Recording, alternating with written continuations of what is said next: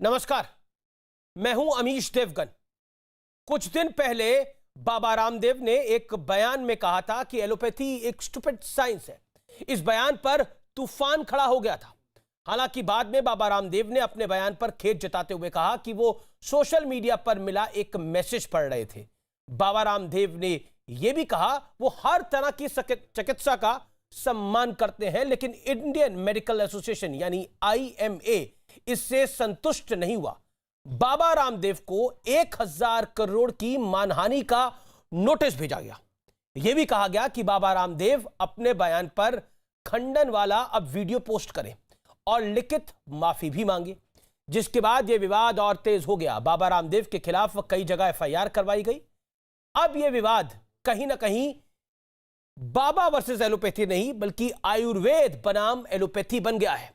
एक तरफ आयुर्वेद के समर्थन वाले लोग हैं जो एलोपैथी पर सवाल उठा रहे हैं, तो दूसरी तरफ कुछ बाबा रामदेव के विरोध में जुट गए हैं। इसलिए अब बाबा रामदेव से सीधा संवाद करना बेहद आवश्यक है। आखिर यह टकराव किस तरफ जा रहा है? देश के लोगों के मन में कई सवाल हैं, यानी आपके मन में कई सवाल हैं, और मैं आप सबका प्रतिनिधि बनकर यह सारे सवाल बाबा रामदेव से आज पूछूंगा। तो अगले 1 घंटे जरूर देखिए जन अदालत में बाबा रामदेव लाइव, जिनसे हर सवाल पूछा जाएगा, जो सवाल देश की जनता यानी आप जानना चाहते हैं, जो आपके दिल में है।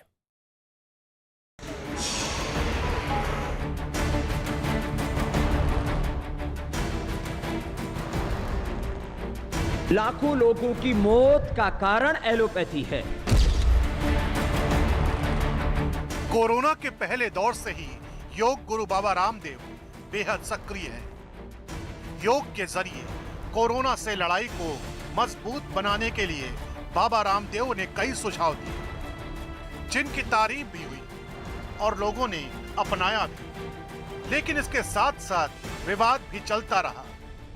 पहला विवाद हुआ पतंजलि की कोरोनिल को लेकर, जो पिछले साल जून में कोरोना की दवा के तौर पर लॉन्च हुई, लेकिन इसे कोरोना की दवा बताने पर जबरदस्त विवाद हो गया।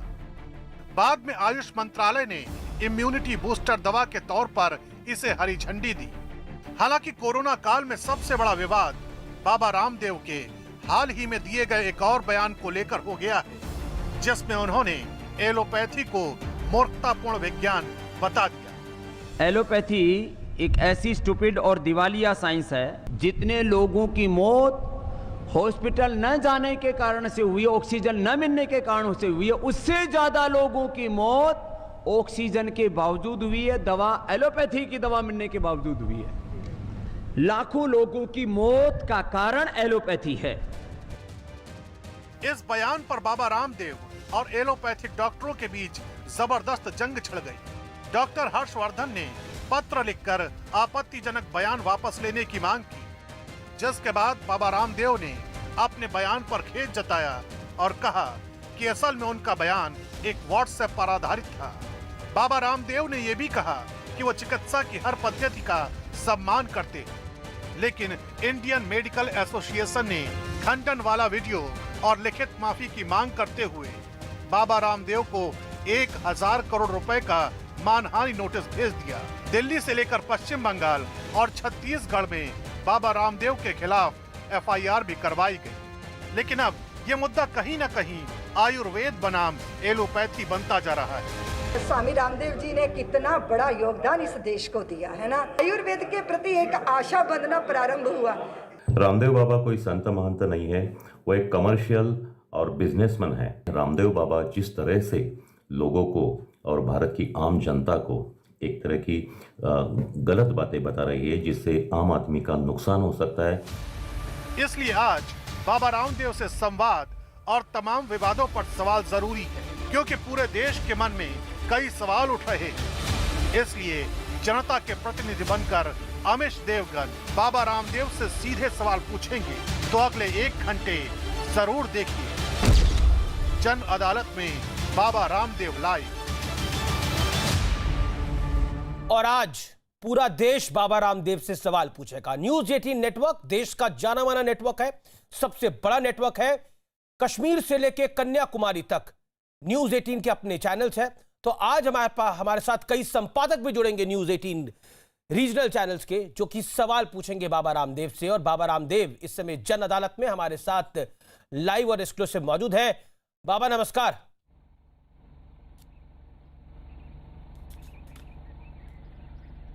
प्रणाम आमिश भाई और सारे आपके संपादकों को और पूरे देश के लगभग 18 चैनल पर आज आप सीधा संवाद कर रहे हैं। इसके लिए अभिनंदन है कि सत्य और प्रखर रूप से सब तक पहुंचे और लोग, क्योंकि आरोग्य उनका जन्मसिद्ध अधिकार है, तो जान सकें कि कौन सी पैथी से मैं क्या बेहतर लाभ पा सकता हूं। प्रणाम मेरा आपको बहुत बहुत। जी बाबा रामदेव, ऐसा क्यों है कि आप अक्सर विवादों में घिर जाते हैं या फिर आपको विवादों में घसीट लिया जाता है? सवाल यह खड़ा होता है, जनता जनार्दन का प्रतिनिधि बन के आज मैं आपसे सवाल पूछ रहा हूं, आप जानबूझकर ऐसे बयान देते हैं या फिर हंगामा खड़ा कर दिया जाता है?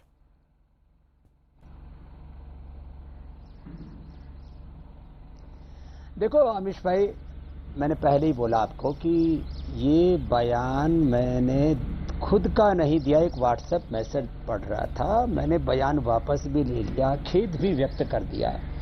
और मैं पुनः इस बात को दोहराना चाहता हूं, इस कोरोना की वैश्विक महामारी में जिन्होंने अपने प्राणों की आहुति देकर के दूसरों की जान बचाई, उन डॉक्टर, उन नर्सेज, उन सफाई कर्मचारी, उन ऑक्सीजन भेजने वाले उन गाड़ियों के ड्राइवर्स, उन सारे हेल्थ वर्कर्स के प्रति मैं नमन और कृतज्ञता पूर्वक प्रणाम निवेदन करता हूं। जहां तक बात रही कोरोना काल में देश सेवा की, तो आपने ये भी देखा है कि 5 लाख का 25 लाख का बिल बना और साथ में जो है अपने परिजन का शव मिला।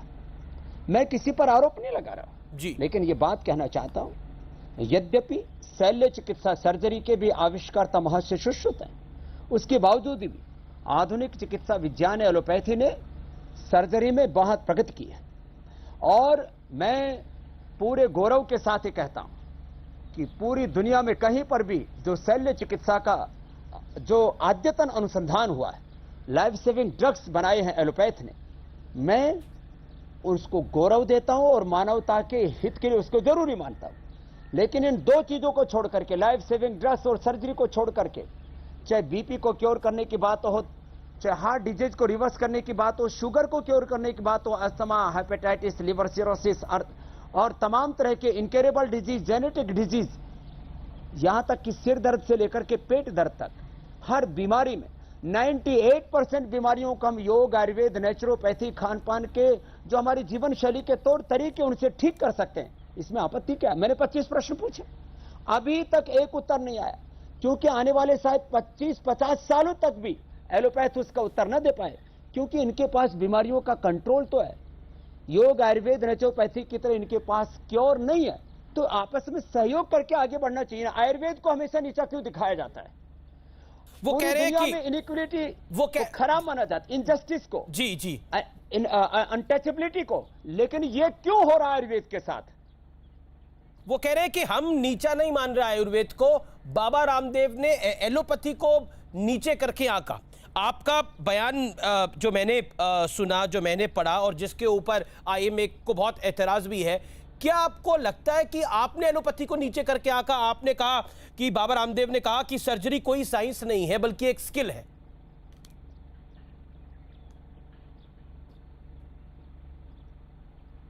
हाँ देखिए, ये तो अभी भी कह रहा हूं, सर्जरी एक स्किल है, और जब स्किल है तो उसमें ऑटोमेटिक नॉलेज साइंस का तो इनपुट होता ही ना।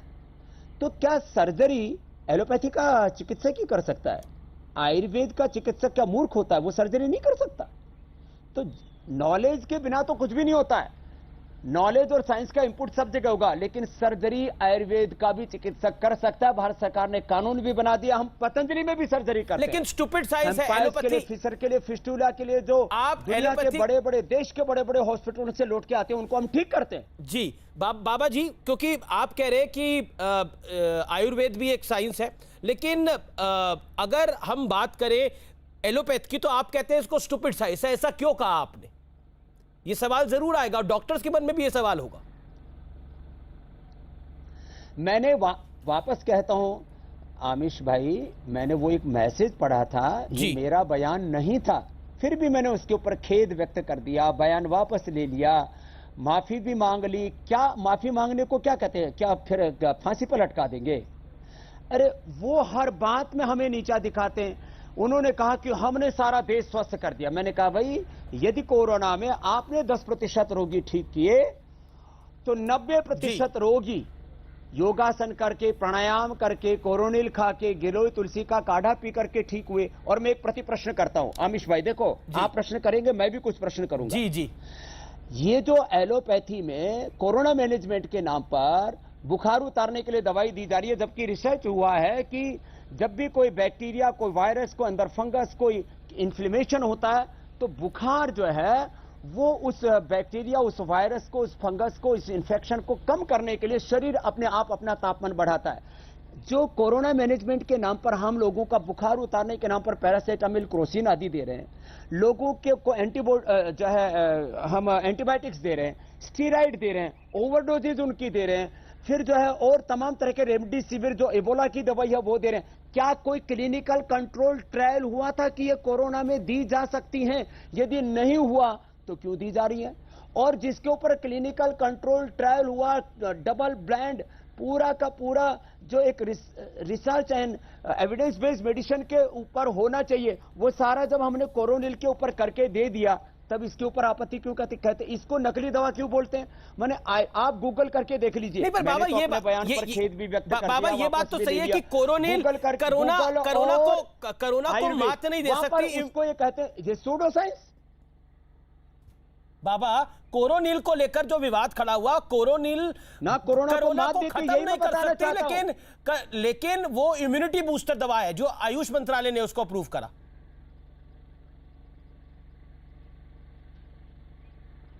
नहीं, अब जो है, जो पहले बार जो बयान था वो ये था, जब हमने दोबारा पूरे पेपर दे दिए रिसर्च के, इंटरनेशनल जर्नल में आप पढ़ लो, पूरी दुनिया में योग आयुर्वेद का जितना रिसर्च हुआ ना, हमारे पास में पूरे इंस्टीट्यूशन में 300 से 500 साइंटिस्टों की टीम है। हमने जो एक ड्रग डिस्कवरी का इन विवो, इन विट्रो और फिर जो है ह्यूमन ट्रायल तक के पूरे ड्रग डिस्कवरी की साइकिल वो पूरी की है। वर्ल्ड में जितने भी योग आयुर्वेद के रिसर्च पेपर छपे हैं उसमें करीब 10% योगदान अकेले पतंजलि का है। मैं खाली जो है बयान देने के लिए कोई बात नहीं कर रहा हूं। हमने योग आयुर्वेद का लाभ देश के 100 करोड़ से ज्यादा लोगों तक पहुंचाया है। कुछ ऐसे जी, अब किसी के बारे में कोई ओछी बात नहीं कहना चाहता हूं, जिनका कोई कंट्रीब्यूशन नहीं है इस देश के लिए, वो लोग कुछ भी ओछी बात कह करके चले जाएं। स्वामी रामदेव का योग में, आयुर्वेद में लोगों के जीवन बदलने में क्या कंट्रीब्यूशन है? कोई मुझे इसका प्रमाण देने की आवश्यकता है क्या मेरे भाई आमिर जी? नहीं, आपने जो योग के लिए किया है वो देश और दुनिया सब जानती है, इसमें कोई दो राय नहीं है, और वो आपसे कोई नहीं छीन सकता ताउम्र और आपके जाने के बाद भी। बाबा रामदेव, लेकिन महत्वपूर्ण सवाल ये है, इस समय देश की जनता ये जानना चाहती है आपसे, इस समय फार्मा कंपनियों के चक्रव्यूह में, इस समय डॉक्टर्स के चक्रव्यूह में बाबा रामदेव फंस गए हैं। क्या आपको लगता है कि, क्योंकि एक चक्रव्यूह हमें याद है महाभारत में हुआ था, महाभारत में रचा गया था अभिमन्यु के खिलाफ और अभिमन्यु उससे बाहर नहीं आ पाए थे, क्या बाबा रामदेव को एक चक्रव्यूह में फंसा दिया जा रहा है? यह सवाल बहुत बड़ा है बाबा रामदेव, क्या फंस गए उस चक्रव्यूह में? देखो आयुष भाई, देखो फार्मा इंडस्ट्री मैं कई बार जब ये बहुत लूट मचाते हैं, इनको ड्रग माफिया या मेडिकल माफिया भी कह देता हूं, और हमारे डॉक्टर उनके कई बार अनजाने में शिकार हो जाते हैं। जो बात मैंने कही वो बात आमिर खान ने भी कही थी कि आप 15 रुपए की दवाई को 1500 रुपए में बेचते हो, जो जेनिक जो मेडिसिन है उसको ब्रांडिंग करके। और जब उन्होंने बात की थी कि बेसन टेस्ट की, कि खोल लिया, और उसके बाद में और भी बहुत कुछ उन्होंने बातें कही थी कि अनावश्यक ऑपरेशन, गैर जरूरी दवा, गैर जरूरी ऑपरेशन, गैर जरूरी जो है टेस्ट, और ये करके 5 से 25 लाख रुपए का जो बिल बनाने का चक्रव्यूह है। मैंने एक व्यक्ति के साथ में कोई धोखा नहीं किया है।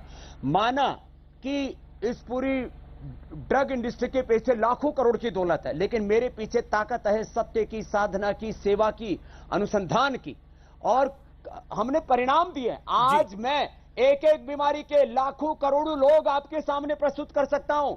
मैंने इस देश का 100 करोड़ किलो से ज्यादा वेट कम किया है। मैंने लाखों लोगों का BP, sugar, thyroid, arthritis, asthma, hepatitis, liver cirrhosis, fatty liver cure किया है। और 10 दिन से लेकर के 1 महीने में, 1 सप्ताह से लेकर के 1 महीने में मैं बड़ी से बड़ी बीमारियों को चुनौतीपूर्वक ठीक करता हूं। और मैं डॉक्टरों से आह्वान करता हूं, आईएमए से लेकर के जो भी मॉडर्न मेडिकल साइंस से जुड़े हुए प्रोफेशनल्स हैं, मेरे पास आ जाएं। जिनको भी BP, sugar, thyroid, asthma, arthritis है, उनका मैं क्योर करके 7 दिन में, 10 दिन में, 15 दिन में वापस भेज दूंगा। कोई रहने खाने पीने का कोई उनसे चार्ज नहीं लूंगा। ये तो एक एक दिन का 5-5 हजार, 50-50 एक लोग फिर चार्ज लेते हैं। और किसी के पास यदि कोरोना के कारण से पैसे ना हो तो आने जाने का किराया भी दे दूंगा। 1000 डॉक्टर आ जाएं और जो मैं दावा करता हूं, उनके पास तो BP, sugar, thyroid, asthma, arthritis, hepatitis, liver cirrhosis, fatty liver का क्योर नहीं है। हमारे पास क्योर है, मैं क्योर करूंगा। डॉक्टर भी तो इन बीमारियों से पीड़ित हैं, आ जाए ना। बाबा रामदेव, अनुभव किए स्वामी रामदेव, आयुर्वेद को झूठा बोलना, योग को झूठा बोलना, अपने पूर्वजों के ज्ञान परंपरा का उपहास उड़ाना। वो कह रहे हम उपास नहीं, वो कह रहे हम उपास नहीं उड़ा रहे। अगर बाबा रामदेव के पास शक्ति है, समर्थ्य है, तो आइए मैं कह रहा है बाबा रामदेव पूरी कोरोना की महामारी का पूरा जिम्मा अपने ऊपर ले ले और सबको स्वस्थ कर दे। आप तो ये मानेंगे बाबा रामदेव, ये बीमारी बड़ी भीषण है और इस सेकंड वेव ने भारत के अंदर हाहाकार मचा दी। स्थिति बहुत खराब हुई। आपको पता है कितने परिजन, कितने लोगों के चले गए। संवेदनाएं सबके साथ है, लेकिन ये भी सत्य है। हाँ, ये कटु सत्य है। इस पर आपको बात करनी होगी बाबा। देश को बचाने में डॉक्टरों ने जो योगदान दिया है, मैं फिर वापस दोहराता हूं, वो खाली 2 काम कर ले। जो वेंटिलेटर पर पेशेंट हैं, जो ऑक्सीजन जिनको जो है आईसीयू में रखे हुए, आईसीयू वाले और वेंटिलेटर पेशेंट तो वो संभाल ले।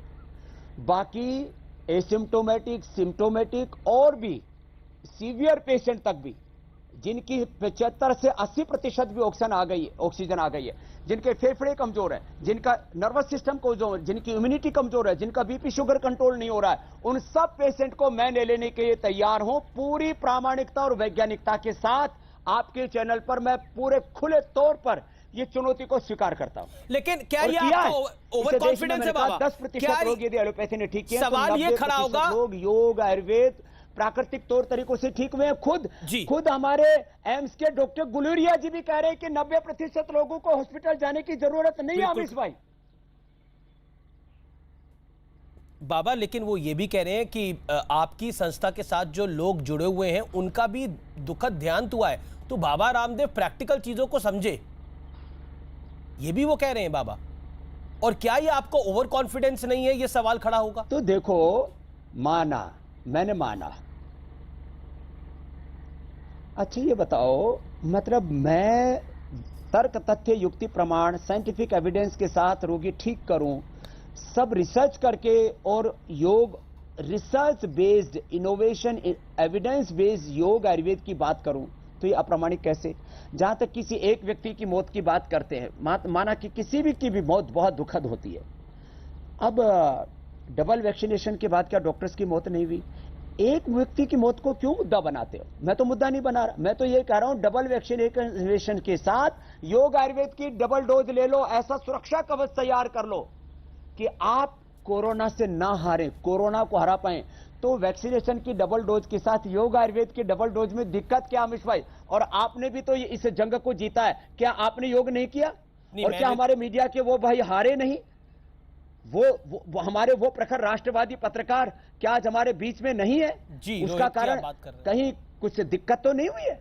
आपसे ही पूछता हूं, आपने क्या किया था अमीश भाई? नहीं, मैं तो मानता हूं कि जब मुझे कोविड हुआ था तो मैंने योगा को करा था और ब्रीदिंग एक्सरसाइजेस करी थी। मेरे तो गले में भी दिक्कत हुई थी, आपको पता है बाबा, 1 साल पहले। उसके बाद भी मैंने ब्रीदिंग एक्सरसाइजेस करी थी, मैंने दवाई भी ली थी, मैंने एलोपैथी दवाई भी ली थी, जिसका मैं सम्मान करता हूं, लेकिन मैंने योगा भी करी थी। इसमें कोई दो राय नहीं है, सांच को आंच नहीं है। जो सत्य है वो मैं हर मंच पे खड़ा होकर बोल सकता हूं। लेकिन मैं ये भी कहता हूं कि डॉक्टर्स का भी बड़ा योगदान है इस लड़ाई के अंदर, जिन्होंने अपनी जान को गंवा दिया है।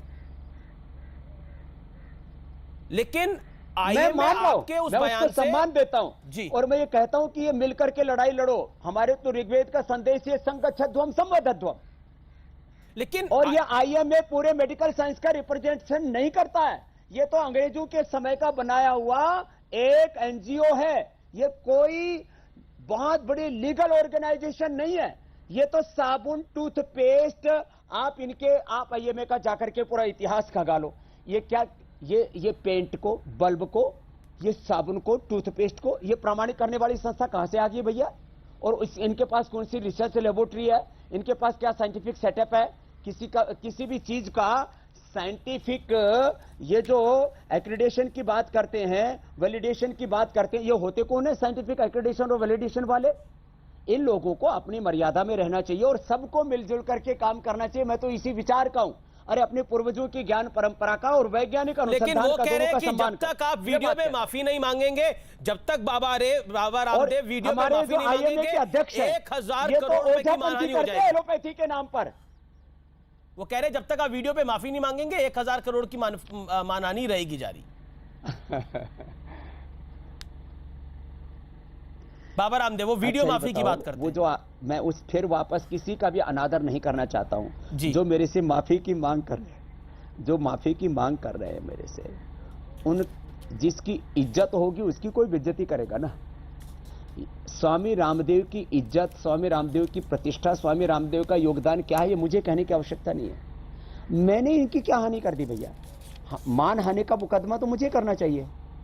और जहां तक आप बात कर रहे हो कंप्लेंट की, एफआईआर तो खैर हुई नहीं है कहीं, तो कंप्लेंट तो इनके खिलाफ भी सैकड़ों हो चुकी है। आपको पता होना चाहिए कि किस तरह से इनके सो कॉल्ड जो डॉक्टर हैं उनको बात करने तक की भी सभ्यता नहीं है।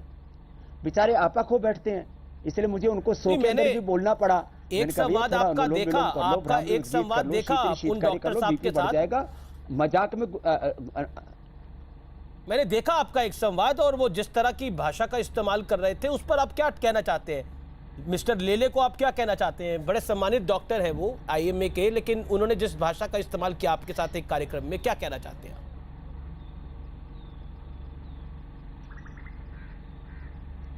लेले जी का कोई ट्विटर अकाउंट मेरे पास तो 25 उनके मैसेज भेजे हैं। कोई उसको पढ़ लेगा तो वो तो एलोपैथी के नाम पर कलंक है बेचारे।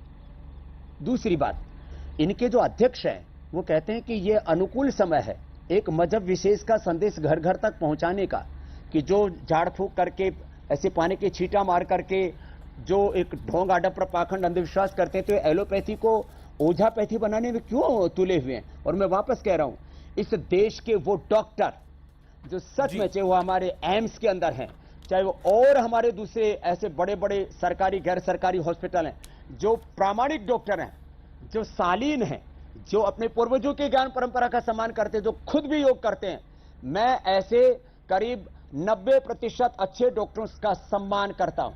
वो सच में मानवता के लिए एक भगवान का वरदान है। लेकिन जो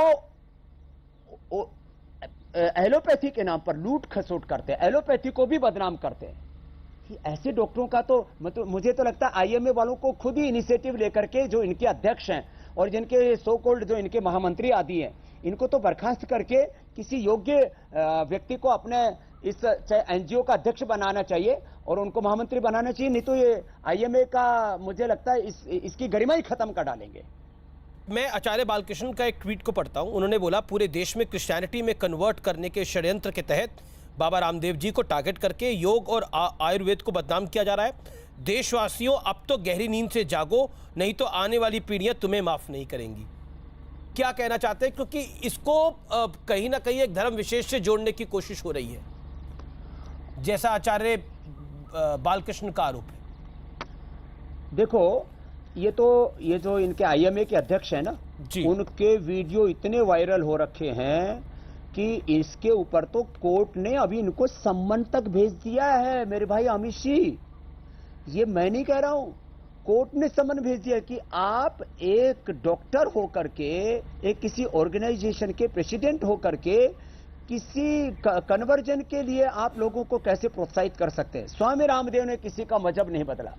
हाँ, मैंने जीवन बदला लोगों का, मैंने लोगों को स्वास्थ्य दिया, उनको सुख दिया, समृद्धि दी, शांति दी, रोजगार दिया, मैंने उनके जीवन में एक डिवाइन ट्रांसफॉर्मेशन दिया, मैंने करोड़ों लोगों की दवाइयां छुड़ाई, उनको 99% लोगों को मैं कहता हूं मैं ऑपरेशन से, दवाओं से मुक्त करता हूं, साथ में बीड़ी सिगरेट शराब नशा से भी मुक्त करता हूं। ये राष्ट्र निर्माण का काम है, जीवन निर्माण का काम है। ऐसे काम करने चाहिए। इस तरह की चीजों से हमें बचना चाहिए जो आईएमए के अध्यक्ष करते हैं। ये बहुत शर्मनाक है और उसके लिए कोर्ट ने उनको सम्मन भेजा है। अब आगे फैसला बहुत जल्दी होगा। बाबा रामदेव, क्या आपको लगता है ये पूरी लड़ाई जो है अब ये आयुर्वेद बनाम एलोपैथी की हो गई है, जिसमें दोनों विज्ञान है अपने अपने तरीके के, दोनों का सम्मान है, लेकिन इस लड़ाई को शुरू आपने करा है। आरोप आप पे ये है, अगर मैं आरोप की बात करूं तो आरोप ये है कि बाबा रामदेव ने इस जंग को शुरू करा और आईएमए कह रहा है अब खत्म हम करेंगे इसको।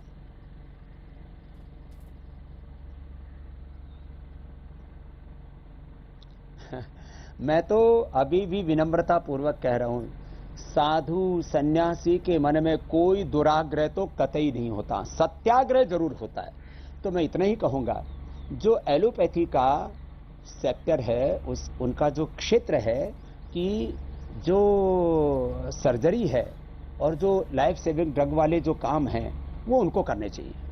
बाकी माइग्रेन पेन से लेकर के आंखों का चश्मा उतारने से लेकर के दृष्टि परिवर्तन से लेकर के श्रुति से लेकर के थायराइड क्योर करने से लेकर के बीपी, अस्थमा, लोगों की मौत किससे हो रही है? कोविड से मौत नहीं हो रही। आप कहेंगे, मैं बात को प्रधानता देना चाहता हूं दूसरी को, मौत हो रही है कमजोर फेफड़े वालों की।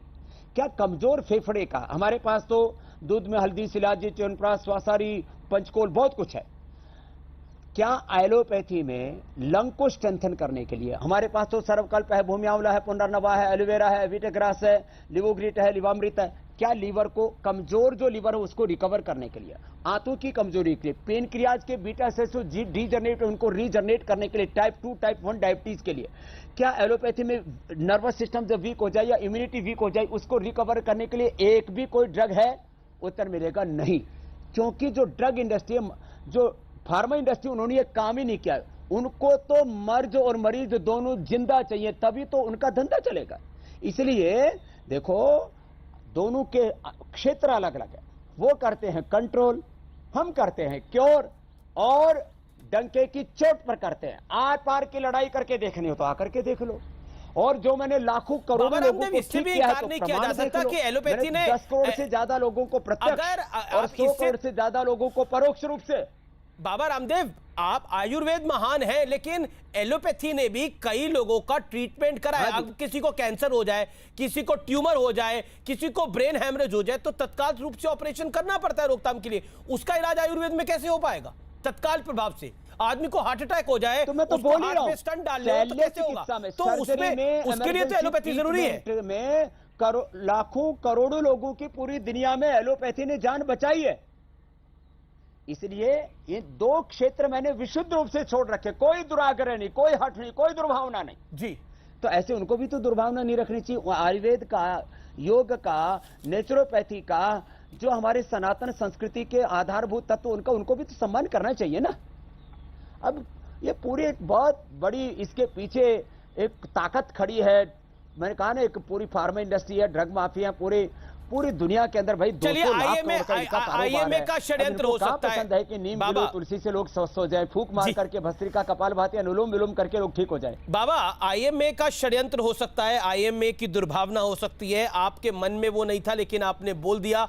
लेकिन डॉक्टर हर्षवर्धन ने जो आपको चिट्ठी लिखी, उस चिट्ठी में भी उन्होंने काफी चीजों को क्लैरिटी के साथ लिखा, जिसमें उन्होंने क्लियरली बोला कि कुल मिलाकर आधुनिक चिकित्सा पद्धति एलोपैथी के डॉक्टर वो रह चुके हैं और स्वास्थ्य मंत्रालय के प्रमुख हैं। उन्होंने कहा कि जो डॉक्टर हर्षवर्धन ने बोला, उन्होंने भी आपको आपके बयान पर खेद जताने के लिए कहा। आप इसको कैसे लेते हैं? Doctor Harshvardhan, health minister of India. तो मैंने खेद जता दिया। देखो, डॉक्टर हर्षवर्धन जी के ऊपर भी अनावश्यक दबाव भी डालते रहते बीच बीच में। ये तो माने इन्हीं आईएमए के डॉक्टर्स ने कोरोना को कुंभ से जोड़ करके कहा कि Kumbh is the biggest spreader of corona. इन्होंने तो, इन आईएमए के डॉक्टरों ने मोदी जी की तुलना हिटलर से करके, इन्हीं डॉक्टरों ने भारत का किस तरह से अलग अलग क्षेत्रों में, मतलब इंडियन वेरिएंट को जो है वो मोदी वेरिएंट कह करके, मतलब इंडिया में जो कोरोना फैला उसको इंडियन वेरिएंट और मोदी वेरिएंट कह करके इन्हीं डॉक्टर्स में, आईएमए के डॉक्टर्स वालों ने, क्योंकि इसमें बहुत से लोग पॉलिटिकल हैं। और मैं एक बात कहता हूं, माना कि मैंने भी एक वक्त सत्ता और व्यवस्था परिवर्तन के लिए जन जागरण किया था, आप साक्षी रहे उस बात के। लेकिन मैं एक बात कहता हूं, मैं आज राजनीतिक रूप से न पक्ष में न विपक्ष में निष्पक्ष हूं। आईएमए के आप पूरा लिस्ट उठा करके देखो, इसके अंदर आपको 90% लोग पॉलिटिकल मिलेंगे, जो इनके पदाधिकारी आदि होते हैं। तो ये एक आप राजनीतिक कह रहे हैं संस्था है, डॉक्टर हर्षवर्धन इनके दबाव में आ गए लेना चाहिए और सबको मिलजुल करके काम करना चाहिए। आप कह रहे हैं डॉक्टर हर्षवर्धन इन सबके दबाव में आ गए, इसलिए उन्होंने चिट्ठी लिख दी। नहीं, मैं कहता हूं उनको भी अलग अलग मुद्दों पर दबाव में लेने की कोशिश करते हैं। नहीं, पर ये माना जाता है, ये सरकार तो आपके पक्ष वाली सरकार है, ऐसा माना जाता है, और तभी आपको दूसरी तरफ से टारगेट भी किया जाता है। तो ये अगर ये भी गलत कह रहे हैं तो कुछ तो गलती हुई होगी स्वामी रामदेव, कुछ तो चूक हो गई होगी। क्योंकि मैं हर्षवर्धन साहब को पढ़ता हूं तो उन्होंने बोला कोरोना योद्धाओं का निरादर कर दिया है। मान ली।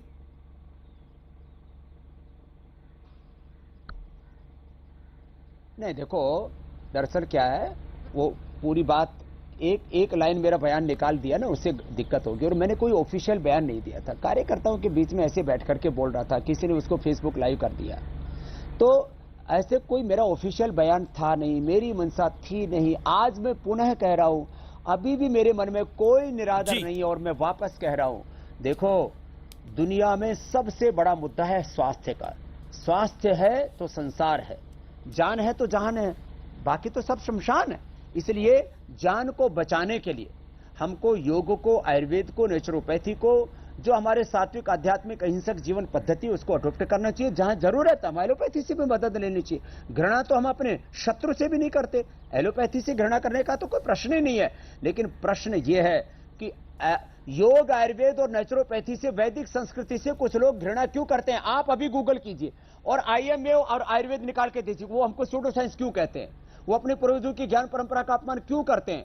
जब हमारे पूर्वजों ने, महर्षि चरक, धर्मंत्री, गौतम कणाद, जैमिनी, पाणिनि, पतंजलि ने, हमारे पूर्वजों ने जो हमें ज्ञान की विरासत दी, भगवान बुद्ध, भगवान महावीर, गुरु नानक देव ने, जो हमारे 4 वेदों ने, 11 उपनिषदों ने, सांख्य, योग, न्याय, वैशेषिक, वेदांत, मीमांसा, दर्शन ने, आखिर उस ज्ञान परंपरा का आप तो कम से कम अनादर मत कीजिए। चाइना अपने ज्ञान परंपरा का अनादर नहीं करता, और मैं तो सभी पूर्वजों को समान रूप से सम्मान देता हूं। मैं तो कन्फ्यूशियस को भी और चाणक्य को भी, मैं तो आइंस्टीन और न्यूटन को भी। अब जैसे ये हमारे जो पदार्थ विज्ञान को मानने वाले, जो ऊर्जा के सिद्धांत को मानते ही नहीं, केवल जब शरीर को एक यंत्र मान करके, एक इंस्ट्रूमेंट मान करके, एक मशीन की तरह इसके ऊपर काम करना चाहते हैं, ये है इनकी बाबा रामदेव।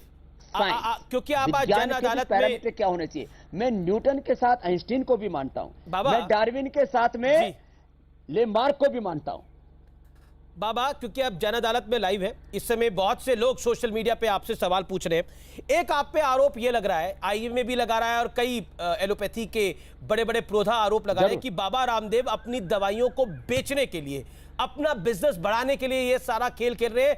सुबह सुबह वो योग शिविर लगाते हैं और उसमें एलोपैथिक डॉक्टरों को गालियां निकालते हैं, उनको बुरा भला बोलते हैं, अपनी दवाई बेचने के लिए, कोरोनिल बेचने के लिए, अपनी बाकी दवाइयां बेचने के लिए, पतंजलि का टर्नओवर बढ़ाने के लिए। है ही नहीं ना, देखो ये आरोप है आप पे। देखो हमारे पास तो जितना सेटअप है, हम तो जितनी अभी डिमांड है उसी की पूर्ति नहीं कर पा रहे। हमारे पास में आप पिछले जो है 6 महीने का रिकॉर्ड, 1 साल का रिकॉर्ड निकाल लीजिए। हमारे पास में 5-6 करोड़ गोली डेली बनाने की कैपेसिटी, हम अपनी फुलफिल नहीं कर पा रहे हैं। अमीश भाई, हमारा कोई किसी को कोसना, किसी को दोष देना, किसी को नीचा दिखाना कैसे मकसद हो सकता है?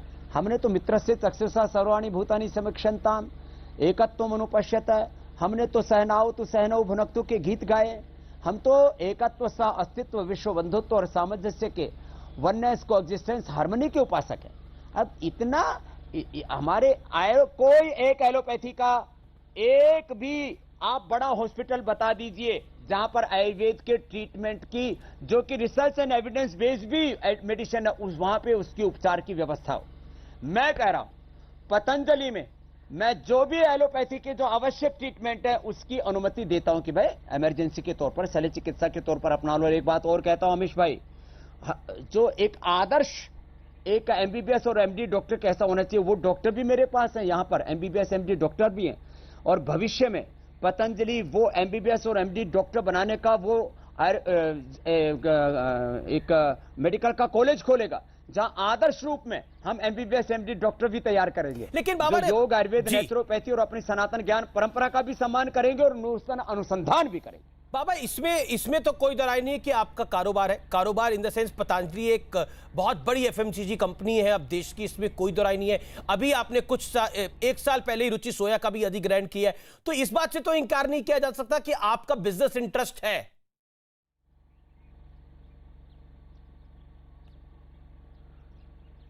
देखो, मैं पुरुषार्थ जो करता हूं उससे अर्थ आता है जी, लेकिन वो सारा अर्थ परमार्थ के लिए है ना मेरे भाई। ये बात अलग होगी ना। स्वामी रामदेव ने अपने लिए 1 कौड़ी भी इस्तेमाल की हो तो जो दंड मिले वो मैं स्वीकार करता हूं, लेकिन दुनिया में योग का, आयुर्वेद का, प्राकृतिक चिकित्सा का, वैदिक संस्कृति का जी, गुरुकुल का ये पूरा अनुष्ठान अपनी सनातन संस्कृति को गौरव देने का यदि हजारों करोड़ के मैंने चैरिटी के काम किए तो किससे किए? पुरुषार्थ से जो अर्थ आया उसको परमार्थ के लिए लगाया, निस्वार्थ भाव से। अब ये करना भी यदि गुनाह है तो मैं ये योग मूलक उद्योग और ये पुरुषार्थ मूलक अर्थ जो अर्जित हुआ इससे परमार्थ में करता रहूंगा। जी बाबा रामदेव, अब सवालों का दूसरा राउंड है, यानी बाबा रामदेव अब नेटवर्क 18 के संपादकों के सवालों के चक्रव्यूह में होंगे। और मेरे साथ इस चर्चा में विवेक नारायण जुड़ रहे हैं जो कि मैनेजिंग एडिटर हैं साउथ न्यूज 18 के। आपका स्वागत है। राजीव पाठक है एडिटर न्यूज 18 गुजराती के। आशुतोष पाटिल है एडिटर हैं लोकमत के, न्यूज 18 लोकमत के। मेरे साथ इस चर्चा में ब्रजमोहन सिंह है जो कि एडिटर इनपुट है न्यूज 18 बिहार झारखंड के। तमाम लोगों का अभिनंदन है। लेकिन पहला सवाल मेरे पास जो है वो managing editor news 18 CNN news 18 के जाका जैकब का है। उन्होंने सवाल पूछा है बाबा रामदेव आपसे। IMA का कहना है कि कोविड से लड़ते हुए 500 से ज्यादा डॉक्टरों ने जान गंवाई है। डॉक्टरों ने इस दौरान योद्धा की तरह लड़ाई लड़ी। ऐसे में क्या आपको अपने पुराने बयान पर खेद है जिसमें आपने कहा था कि जो डॉक्टर अपनी रक्षा नहीं कर सके वो दूसरों की रक्षा कैसे करेंगे?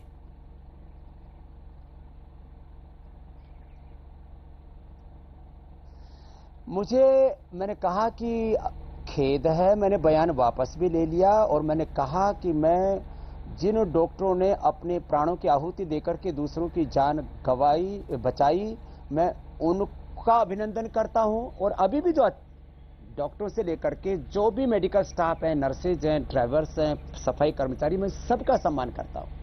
इसमें कोई प्रश्न ही नहीं है। और मैं ये कहता हूं कि उन्होंने यदि जान बचाई तो योग आयुर्वेद से भी करोड़ों लोगों की जान बची। मैंने दोनों के अंदर एक दूसरे को नीचा दिखाने वाली जो बात है ना कि आयुर्वेद को तो नेपथ्य पर ही रखना चाहते हैं, योग नेचुरोपैथी को नेपथ्य पर रखना चाहते हैं, मैं उसका विरोध किया।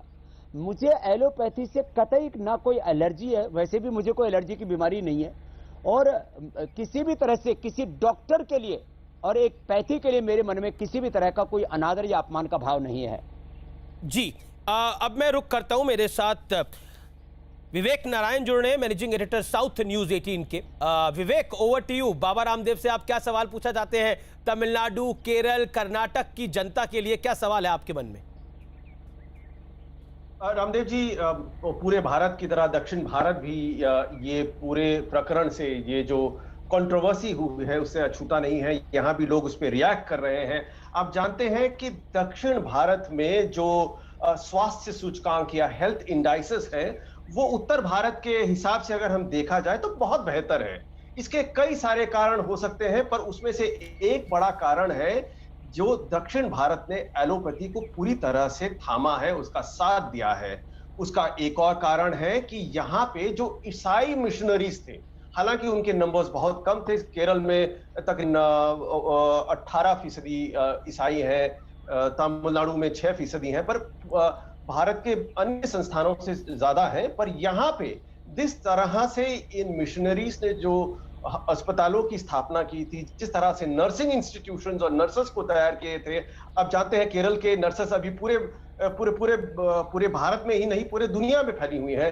जिस तरह से इनके काम करने का तरीका रहा है, जिस डेडिकेशन से इन्होंने काम किया है, उसका फायदा ये हुआ, चाहे चेचक हो या चाहे पोलियो हो, ये बाकी भारत के स्टेट्स के मुकाबले दक्षिण भारत में बहुत जल्दी बाहर हुआ।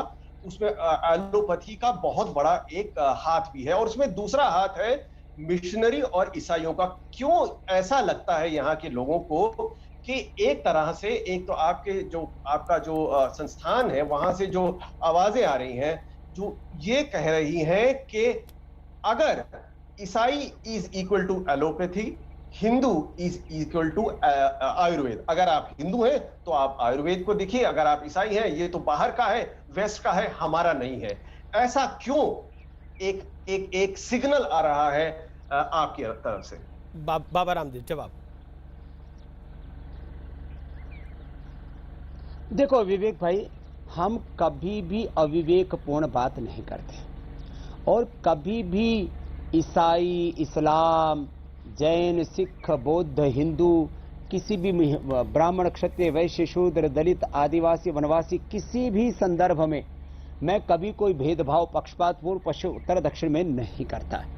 जहां तक प्रश्न था तो हमारे आईएमए के प्रेसिडेंट का, उनको ऐसा काम नहीं करना चाहिए। और मैं मानता हूं जिस तरह से हमारे हिंदू साधुओं ने भी इस देश में शिक्षा में, स्वास्थ्य में, तमाम तरह के कार्यों में करोड़ों करोड़ों लोगों का भला किया है, ऐसे यदि हमारे ईसाई मिशनरी भी यदि अच्छा काम करते हैं तो उनकी प्रशंसा होनी चाहिए, और वो काबिले तारीफ है, उसकी निंदा का कोई प्रश्न ही नहीं होता है। और हम किसी पैथी को किसी देश से जोड़ करके नहीं देखते, कहीं से भी ज्ञान आए हम तो कहते हैं आनो भद्रः कृतो यंतु विश्वता। सब दिशाओं से जहां से भी ज्ञान आया हम उसका स्वागत करते हैं। जहां तक आपने चेचक, पोलियो आदि के बारे में कहा, मैं आपसे एक बात कहना चाहता हूं। माना हमने चेचक, पोलियो को भगा दिया, लेकिन हर 10 में से कम 2 व्यक्ति, 1 से 2 व्यक्ति फैटी लिवर से पीड़ित नहीं है क्या? हर 10 में से 1 व्यक्ति क्या डायबिटीज टाइप 1 और टाइप 2 से पीड़ित नहीं है क्या? हर 10 में से 1 व्यक्ति को हाइपरटेंशन नहीं है क्या? हर 25-50 लोगों में से 1 व्यक्ति को थायराइड की प्रॉब्लम नहीं है क्या? हर तीसरे व्यक्ति को क्या आर्थराइटिस की प्रॉब्लम नहीं है क्या?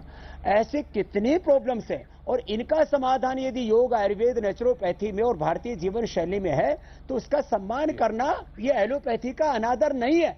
मैं कहता हूं दोनों में एक सामंजस्य होना चाहिए, और सभी प्रकार की जितने भी रिलीजन है उनमें भी हार्मनी होनी चाहिए। पूरे भारत में नहीं, पूरे विश्व में हार्मनी होनी चाहिए। मैं तो उसका पक्षधर हूं विवेक भाई। धन्यवाद जी विवेक, कोई और सवाल आपका? नहीं, यही था कि देखिए, जैसे मैंने पूछा कि Christianity is equal to allopathy, और अगर आप हिंदू हो तो आप आयुर्वेद का प्रयोग करें। जी। ये जो एक तरह से उसको जो बॉक्सिंग कहा जाता है, ऐसा हमने कभी नहीं ब्रैकेट में जी, डाल दिया। ऐसा हमने कभी नहीं कहा, और ना हम ऐसा मानते हैं। इस मीटिंग में आप नहीं कह रहे हैं, चाहे इस टेलीकास्ट में आप नहीं कह रहे हो, अगर आप ट्विटर हैंडल्स को फॉलो करें जो आपके लिए आपके सपोर्टर्स हैं, उन्होंने ये क्लियर डिवाइड किया है, जो कहते हैं ये है ना, ये थोड़ की राजनीति जो है उस तरह से ब्रैकेट कर दिया, एक डिवीजन क्रिएट कर रहे हैं आप। किसके सपोर्टर्स क्या करते हैं विवेक भाई? देखो, मेरे खिलाफ पूरा एक मजहबी माफिया, देखो आप फिर दूर तक बात चली जाएगी, एक मजहबी माफिया, एक ड्रग माफिया, एक पूरा का पूरा जो है एंटी इंडिया जो माफिया है, बहुत अलग तरह की चीजें हैं। माने जिनके दिलों दिमागों में जहर रखा, वो मेरे लिए कितना जहर उगलते हैं। सुबह से शाम तक कम से कम 1 करोड़ से ज्यादा लोग हैं जो स्वामी रामदेव को गाली देते हैं, योग को, आयुर्वेद को, नेचुरोपैथी को, राम कृष्ण को, और गौतम कड़ाद, जमनीनी पाणी, पतंजलि को, अपने पूर्वजों को गाली देने का काम करते हैं, ट्रेडिशनली, प्रोफेशनली, और वो उनकी फंडिंग होती है विदेशों से। ये बात बहुत दूर तक चली जाएगी। किसके समर्थक क्या कहते हैं? मैं अपने समर्थकों को कभी भी किसी भी प्रकार के पॉलिटिकल टेररिज्म, इंटेलेक्चुअल टेररिज्म, मैं किसी भी प्रकार के हेल्थ टेररिज्म के लिए, किसी भी प्रकार के सोशल टेररिज्म के लिए मैं किसी को नहीं उकसाता और नहीं उकसाऊंगा। मैं तो एकता के ही गीत गाता रहा हूं और वही गाऊंगा विवेक भाई। ठीक है, अब मैं रुक करता हूं राजीव पाठक का, जो कि न्यूज 18 गुजराती के संपादक है, एडिटर हैं। राजीव, क्या सवाल है आपका गुजरात से? आईएमए और गुजरात का तो पुराना नाता है। बहुत ज्यादा गर्म हो चुका है, पूरे देश में विवाद बहुत गरमाया हुआ है, लेकिन हमारे गुजरात की संस्कृति है। बाबा, सबसे पहला सवाल, केम छो? मजामा छो?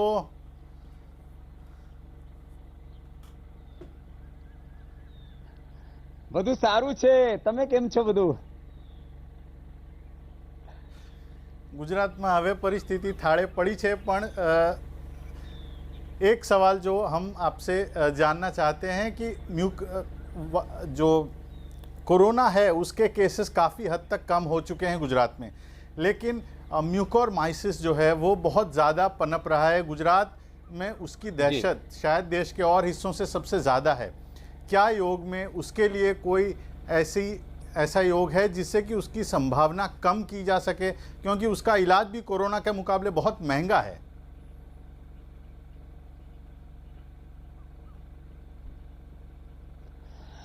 આમાં વાત બે ત્રણ વાક્યો ગુજરાતીમાં બોલું છું।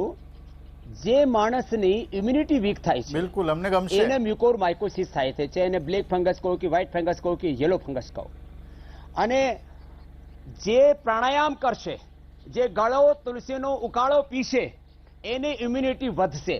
આ હું એક સિમ્પલ એક્ઝામ્પલ આપું છું। જે લાકડી હોય ને ગળેલી હોય, એને ઉપર ફંગસ લાગે तो कमजोर लकड़ी को फंगस लगती है, कोई भी बैक्टीरिया, कोई भी वायरस, किसी भी तरह की कोई चीज उसके ऊपर पनपती है।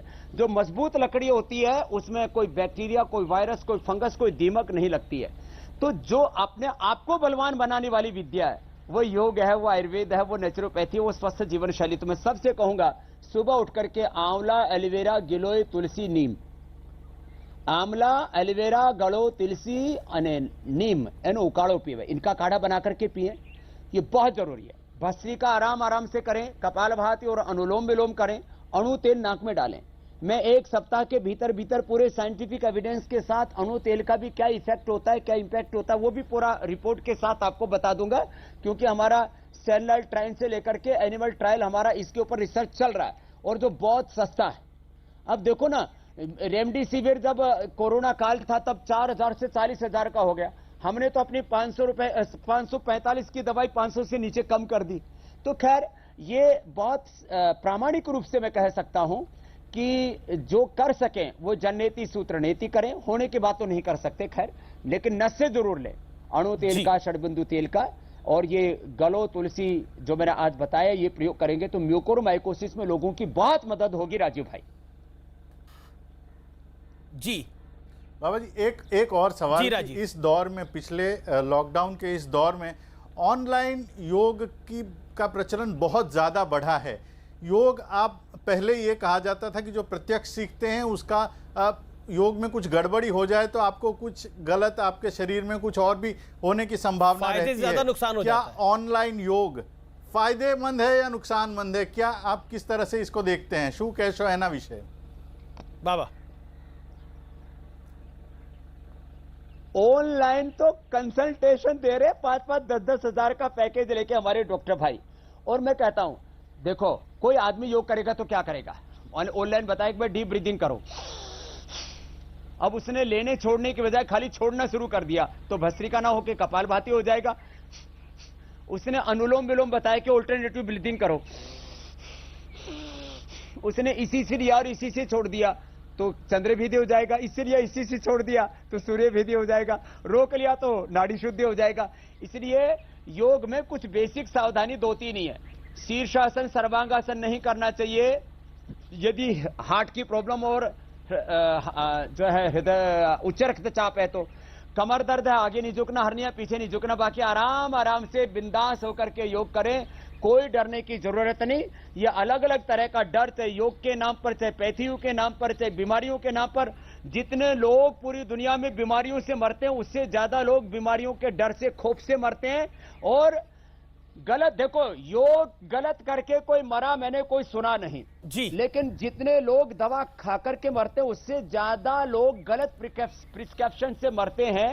ये डेथ बाय प्रिस्क्रिप्शन एलोपैथी के डॉक्टरों के द्वारा लिखी हुई किताब है और WHO भी मानता है। अब बताओ, तो ये गलत प्रिस्क्रिप्शन नहीं होना चाहिए।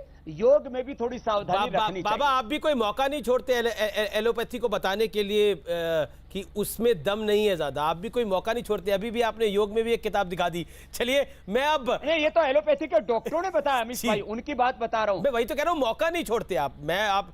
आपने किताब का जिक्र किया तो मैंने बोला आप भी कोई मौका नहीं छोड़ते। आशुतोष पाटिल का मैं रुख करता हूं, हमारे साथ जुड़े हुए हैं न्यूज़ 18 लोकमत, हमारा जो मराठी चैनल है, बहुत जाना माना चैनल है, उसके संपादक सवाल पूछिए आशु भाई, आशुतोष। जी जी जी अमित जी, बाबा नमस्ते, जय महाराष्ट्र।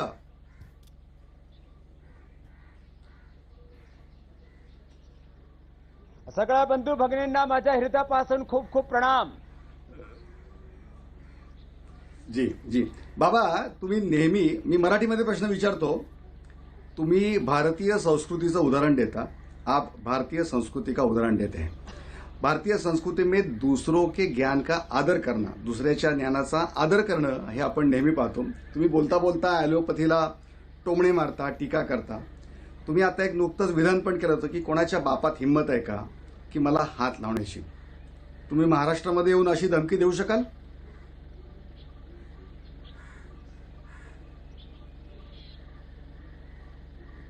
तो देखो, मैं पहले तो शुरू से ही बोल रहा हूं आशुतोष भाई, मैं सबका और सब ज्ञान परंपराओं का, सब महापुरुषों का आदर करता हूं। दूसरी बात, कोई बात बात में मुझे धमकाए तो देखो भाई, हम किसी का अपमान नहीं करते, लेकिन कोई हमारा अपमान करे, मैंने कहा भाई जब मैंने कोई अपराध नहीं करा, मैंने 2 बात कही थी उसके साथ। देखो, मैं भगवान के विधान और देश के संविधान का सम्मान करता हूं, और मैं किसी का स्वप्न में भी अहित चिंतन नहीं करता आशुतोष भाई।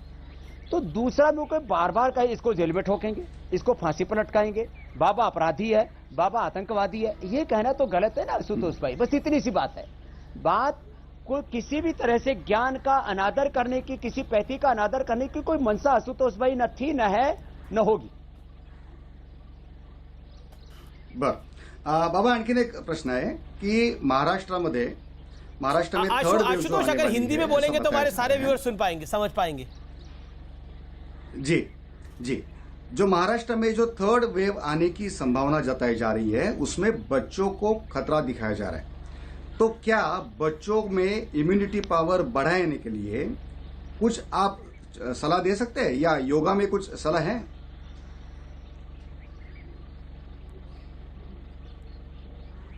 बहुत जबरदस्त है मेरे भाई। भस्त्रिका, कपालभाति, अनुलोम विलोम के साथ साथ बच्चों को सूर्य नमस्कार 10 बार रोज करना चाहिए, और उनको शीर्षासन, सर्वांगासन, हलासन, चक्रासन, पश्चिमोत्तानासन। मैं एक दिन आर पार में आमिष भाई के साथ पूरा योग का सत्र ले लूंगा, क्योंकि अभी तो हम जो है विवादों में से बाहर निकलने के लिए संवाद कर रहे हैं, लेकिन योग से निश्चित रूप से बच्चों की इम्यूनिटी बढ़ेगी।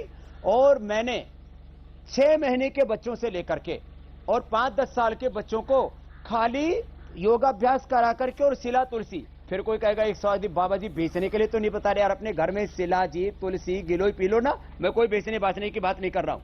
ये करवा करके मैंने 3 से 5 दिन के अंदर जो बहुत ही काफी जिनके ऊपर बच्चों के ऊपर अटैक हुआ उनको प्रोटेक्ट किया है, और बच्चों में इम्यूनिटी आंसू भाई बहुत अच्छी होती है।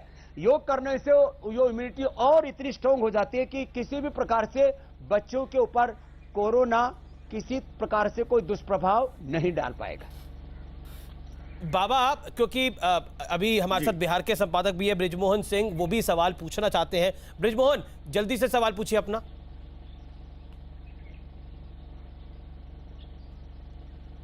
बाबा रामदेव, बिहार की राजधानी पटना से राम राम, आप ठीक हैं?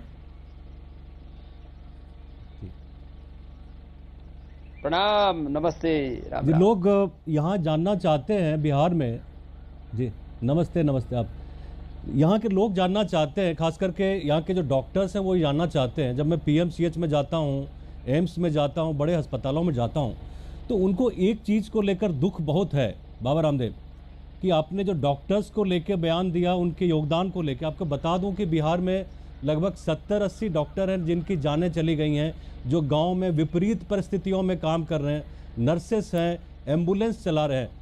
तो जब आपने बयान दिया तो उसके बाद कुछ आपको अफसोस नहीं हुआ कि मतलब कुछ आपने ज़्यादा बोल दिया? उन्होंने जो इतना मेहनत किया है, उन्होंने कुर्बानी दी है एक तरह से।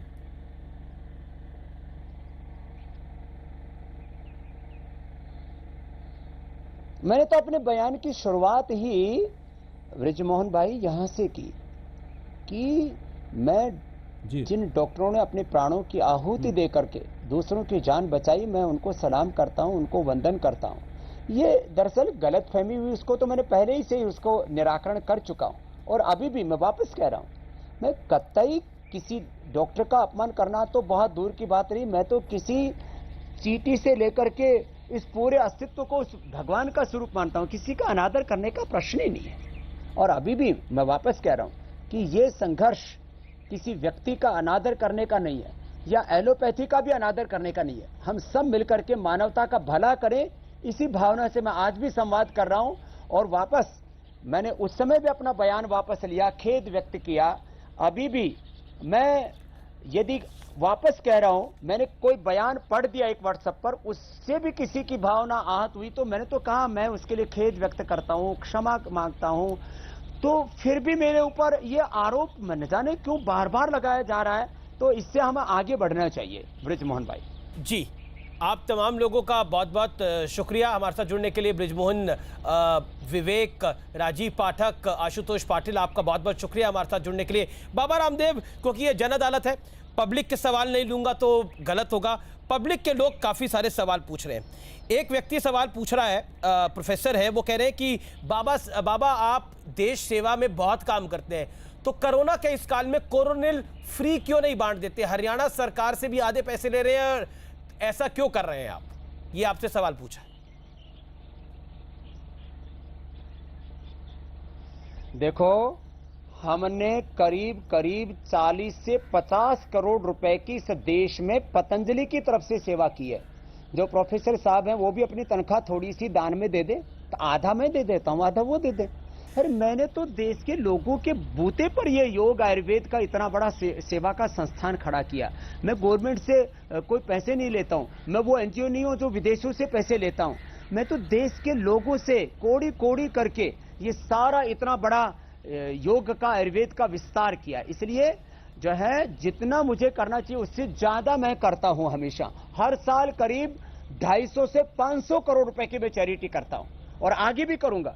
किसी के दबाव में और प्रभाव में आकर के नहीं, मैं अपना धर्म मानता हूं इसको, क्योंकि मेरा एक एक श्वास और मेरे खून का एक एक कण मेरी मातृभूमि के लिए ही है।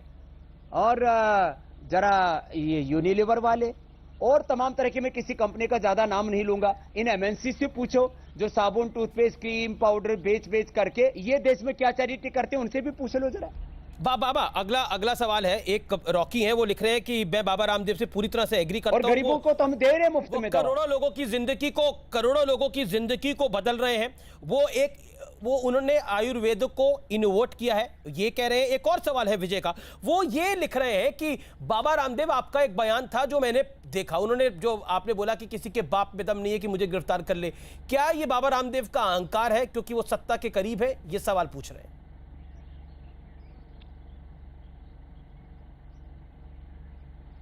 नहीं, देखो, योगी अज्ञान और अहंकार के पार आत्मा और परमात्मा के द्वार जीता है। और मैं अपने आप को बार बार कहता हूं, मैं एक व्यक्ति नहीं, मैं भारत माता का, ऋषि परंपरा का, योग आयुर्वेद का, सनातन का प्रतिनिधि हूं। अब कोई हमको इतना भी कमजोर और लाचार ना माने कि जिसको चाहे वही थप्पड़ मार के चला जाए, ऐसा ठीक नहीं है। तो मैं अहंकार नहीं करता, लेकिन स्वाभिमान में जरूर जीता हूं। और स्वाभिमान में हर एक को जीना चाहिए, पर ये बयान बिना किसी का अपमान किए। अब मैं अपने आजादी, मैं फ्रीडम में, आजादी में जीना चाहता हूं, बिना दूसरे की आजादी को बाधित किए हुए। लेकिन ये कह देना किसी के कानून से ऊपर तो कोई नहीं है बाबा, ना आप है, ना मैं हूं, ना देश का प्रधानमंत्री है, ना कोई और है। तो क्या जो आपने बात बोली उसको इस तरीके से लिया गया कि बाबा रामदेव को लगता है कि वो कानून से ऊपर है? इस तरह से आपके विरोधियों ने इसको दिखाया। मैंने पूरा स्टेटमेंट दिया ना अमीश भाई, वो यही दिया। मैं देश के कानून का, भगवान के विधान का, देश के संविधान का आदर करता हूं, इसलिए मेरा कोई कुछ नहीं बिगाड़ सकता। आप मेरे 4 वाक्य पूरे पढ़ो, उसी बयान में मैंने बोला हुआ है। मेरे को बुद्धि विस्मृति नहीं है। धी धृति स्मृति भ्रष्टा कर्म यत कुरुते अशुभम प्रज्ञापराधम तम विद्यात सर्वरोग सर्वदोष सर्व दुख प्रकोपणम। तो मैं अपने जो मैंने बोला मैंने पूरा कह दिया। और अभी भी वापस एक बात और दोहरा देता हूं जी बाबा, सब लड़ाई झगड़ा छोड़ के जो एलोपैथी का श्रेष्ठ है वो ले लो, योग, आयुर्वेद, नेचुरोपैथी और सनातन संस्कृति का श्रेष्ठ है वो ले लो। आओ मिलजुल करके काम करो। संगच्छध्वम संवदध्वम। वापस कह रहा हूं मैं तो अमीश भाई। बाबा रामदेव, मेरा अगला सवाल आपकी बिजनेस को लेकर है, आपके कारोबार को लेकर है। एफएमसीजी में आपकी कंपनी बहुत बड़ी हो गई, रुचि सोया का आपने अधिग्रहण किया, क्या कहना चाहते हैं? काफी सारे लोग ये सवाल पूछ रहे हैं, क्या बाबा रामदेव को कारोबार बढ़ाने में अब मजा आने लगा है, यानी आनंद आने लगा है? देखो, मेरे को तो देश को परम वैभवशाली बनाने में आनंद आता है। मैं दरिद्र भारत का और दरिद्रता का उपासक नहीं हूं। मैं तो लक्ष्मी नारायण का उपासक हूं, या तो अभ्युदय निश्रेय सिद्धि स धर्म का उपासक हूं। मैं चाहता हूं भारत अमेरिका से, ब्रिटेन से, यूरोप से, सब चाइना से, जापान से सबसे शक्तिशाली राष्ट्र बने। मैंने तो एक बर्बाद हुई कंपनी, यदि उसको ना बचाते रुचि सोया को तो हजारों लोग बेरोजगार हो जाते, और या इस खाद्य तेल से लेकर के जो न्यूट्रिशन का बाजार है उस पर विदेशी कंपनियों का अधिकार हो जाता।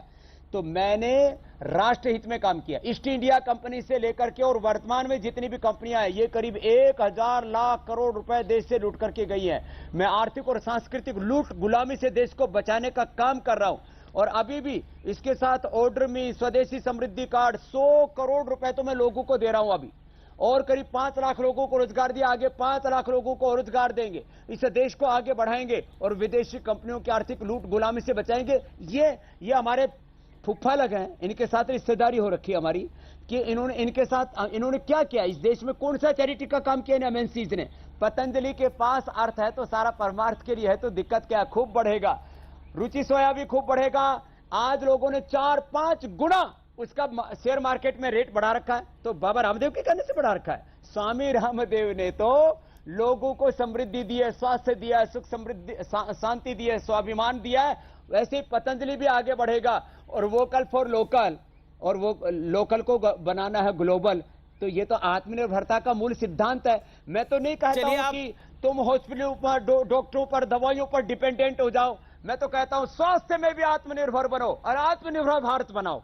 बाबा, क्योंकि आपने ग्लोबल की बात करी, और एक और विवाद इस देश में इस समय गर्म है, Twitter versus government of India. Bharat सरकार और ट्विटर का जो झगड़ा है वो है, ट्विटर भारत की सरकार को बता रहा है कि लोकतंत्र क्या होता है। भारत की सरकार कह रही है कि देश दुनिया के सबसे बड़े लोकतंत्र को आवश्यकता नहीं है किसी विदेशी कंपनी से जानने की कि लोकतंत्र क्या होता है। इस पूरे विवाद पर आप क्या कहना चाहते हैं?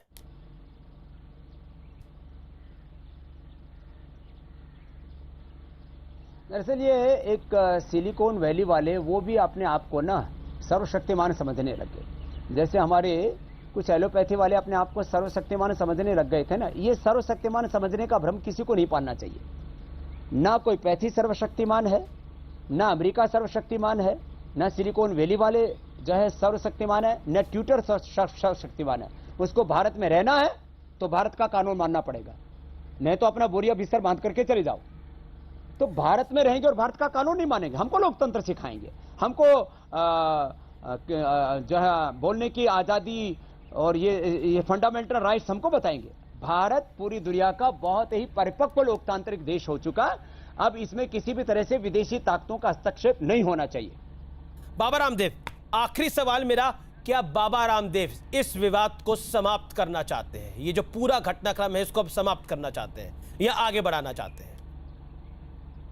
मैं हृदय की गहराई से इस विवाद को विराम देना चाहता हूं, और मैं चाहता हूं कि हमारे आईएमए के भाई भी जो आत्म मूल्यांकन करें जी, और वो अपने ऐसे पदाधिकारी जो अनावश्यक रूप से विवाद को तूल देना चाहते हैं, आओ हम सब मिल करके इस देश की भलाई का काम करें। जो गरीब लोग हैं उन तक भी जो अफोर्डेबल जो ट्रीटमेंट है हमारा, योग, आयुर्वेद, नेचुरोपैथी, खान पान, होम रेमेडी, इस तक पहुंचाने का काम करें। तो हम अपने स्वार्थों से ऊपर उठ करके इस राष्ट्र की सोचें, गांव के अंतिम आदमी की सोचें, उस मिडिल क्लास आदमी की सोचें जो लाखों रुपए अफोर्ड नहीं कर सकता ट्रीटमेंट के नाम पर। तो मैं इस विवाद को ईमानदारी से, दिल से समाप्त करना चाहता हूं अमीश भाई। बहुत बहुत शुक्रिया बाबा रामदेव, आप आज न्यूज़ 18 नेटवर्क के साथ जुड़े, हर सवाल का आपने जवाब दिया, और उम्मीद करेंगे कि आगे भी आपसे बातचीत होती रहे। लेकिन उम्मीद यह भी करेंगे कि यह पूरा विवाद खत्म हो और आयुर्वेद और एलोपैथी मिलकर लोगों की रक्षा करे। यह बड़ा सार्थक संवाद है जो आज न्यूज 18 ने देश हित में किया है। और हम आपको बता दें कि हमारे लिए टीआरपी महत्वपूर्ण नहीं है, हमारे लिए विवाद महत्वपूर्ण नहीं है, हमारे लिए देश महत्वपूर्ण है, देश सर्वोपरि है। इसीलिए देश के लिए आज हमने यह संवाद किया है। जरूरी है कि एलोपैथी और आयुर्वेद दोनों मिलकर काम करें। इस 100 साल में जो पहली बार महामारी आई है उससे लोगों को राहत पहुंचाए। बाबा रामदेव, आपका बहुत बहुत शुक्रिया, धन्यवाद आज हमारे साथ जुड़ने के लिए। धन्यवाद।